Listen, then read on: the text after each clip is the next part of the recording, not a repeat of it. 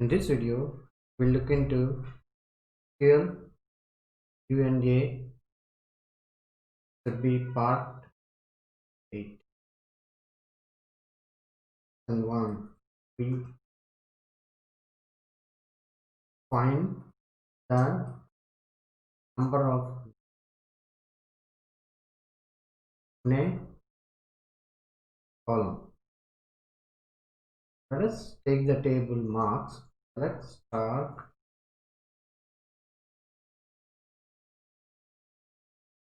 SQL basics dot marks. This table we have two nulls in the marks column.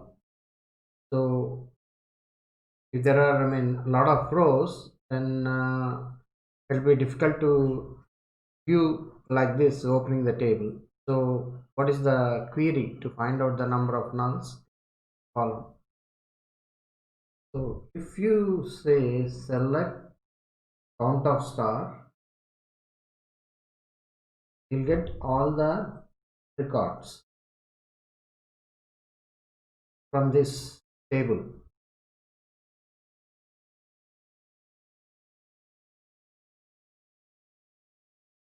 There are 8 records. So if you see this, there are 8 records.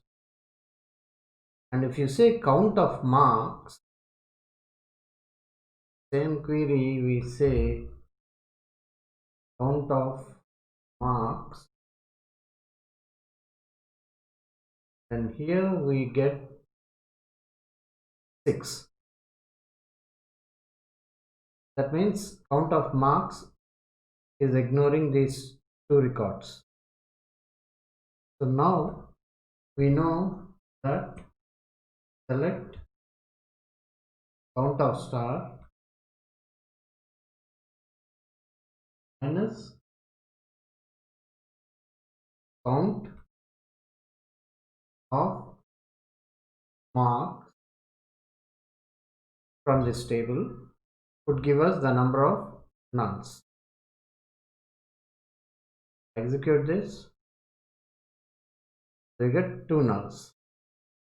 So if you say count of star minus count of the column in which there are nulls, then you will get the number of nulls. The number of nulls is 2. Next question would be find the last day of the month.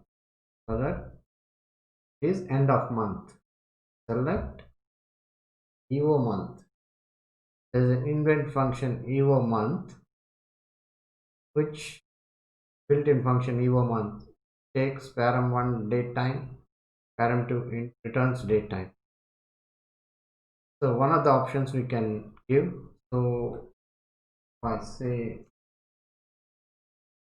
EO month and I say get date would be the today's date. End of month get date will give us the end of the month. 30th September is the end of the month. So this month is September. So it is 30th September is the end of the month. So we can calculate the end of the month using EO month. Now question 3 would be add a column to a table. So let us create this table SQLBasics.dbo.test1. We will have this column temp id in null,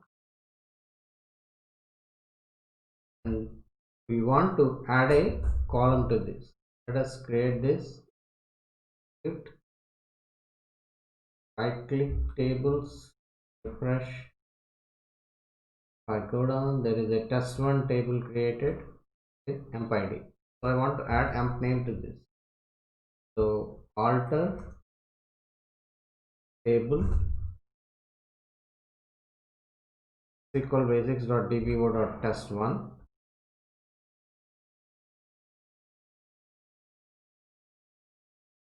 add emp name varchar of 50.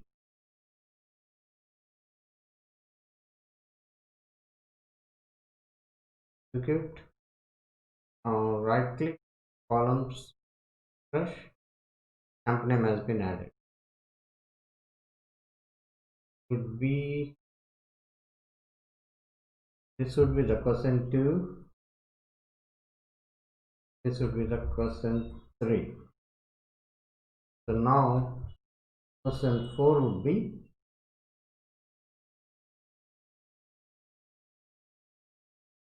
change the data type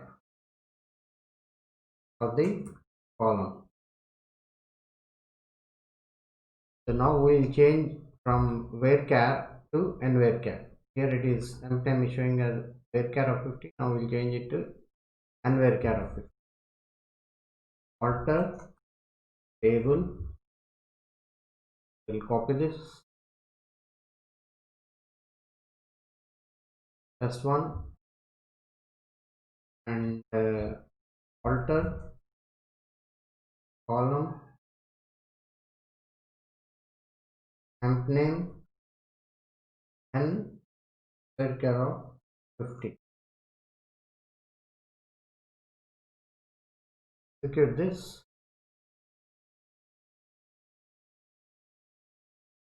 Right click, columns, refresh.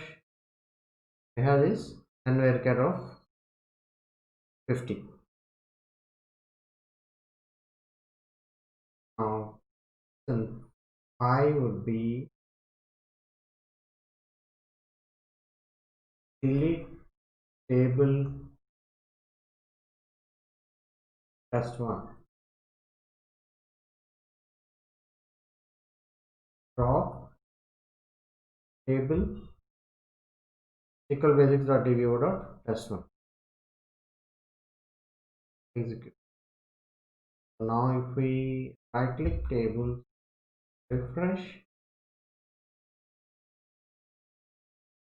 test1 has been dropped. Now question 6, we go back 200 days from today and find out how many days are there in that month. So go back 200 days from today and find out how many days are there in that month. So each and every month will have 30 and 31 days. So we should know what month it is and extract the date, last date, and then we'll get the how many days are there in that month. So that, let us go back 200 days first. Select date at, you want to go back days, so dd, I want to go back, so minus 200 from today. Today is get date. So select date at dd minus 200 get date. Execute. So it is going back 200 days would be 2023-05, that is March 5th. Now we have to go to the end of the month. Select new month, end of the month, and then date at dd comma minus 200 comma get date, then we close that, then we close for end of month. So if we execute this now, we get 2020 March 31st. If I execute both of them, this is March 5, and then we went to the end of the month, which is March 31st. So March has got 31 days. So we have to extract now 31 from this.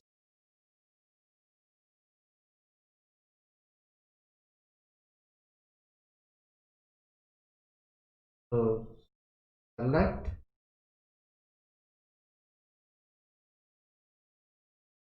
DAY day of end of month of date add DD minus 200 comma get date, then close for a date add, close for end of month, close for day. If I execute this, we get 31. So if I execute all the three together, so we first of all went 200 days back, which is 2020 305, and then we went to the end of the month, which is 331, and from there we extracted the days, number of days, that is day of this query, 31. So that's how we can so these two, now we just took it just to demonstrate it, but this is the whole query. So if we subdivide it into parts, then it will be easy, and then we can join them to get the required answer. That's how we can calculate the days after going off number of days in a month after going back a certain number of days. If you like the video, please subscribe by clicking on the subscribe button. For notifications on upcoming videos, please click on the bell icon.